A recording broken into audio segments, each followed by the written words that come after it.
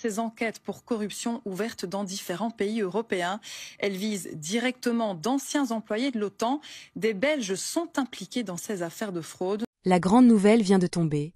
Une opération de grande envergure secoue l'OTAN. Intitulée « Opération main propre », cette enquête révèle des employés de l'Alliance accusés d'avoir vendu des informations confidentielles à l'industrie de l'armement. Ces actes de corruption pourraient rapporter jusqu'à 2 millions d'euros à chaque individu impliqué. Le FBI, le Pentagone et plusieurs pays européens se sont mobilisés pour faire la lumière sur cette affaire qui expose un visage sombre de ce que l'on appelle le « monde libre ». Les accusations de vente d'informations stratégiques mettent en lumière les dérives au sein des institutions qui sont censées garantir la sécurité. Ces employés, loin de défendre les intérêts de l'Alliance, semblent avoir choisi de privilégier leurs propres intérêts financiers. Cette situation soulève des questions cruciales sur l'intégrité des systèmes de défense et sur la façon dont des milliards d'euros sont investis dans la sécurité.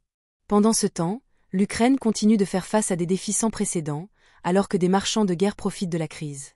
La portée de cette enquête est immense, touchant non seulement l'OTAN, mais aussi la perception du public envers les institutions qui prétendent protéger les démocraties. Les implications sont inquiétantes. Que se passe-t-il lorsque ceux qui sont censés défendre les valeurs de liberté choisissent de trahir ces mêmes valeurs pour de l'argent? L'impact potentiel sur la confiance des citoyens dans leur gouvernement est colossal, et les conséquences de cette affaire pourraient aller bien au-delà de simples sanctions judiciaires. Abonnez-vous et partagez nos publications pour suivre les développements de cette affaire explosive. La question du jour: pensez-vous que cette corruption affectera la confiance du public envers l'OTAN?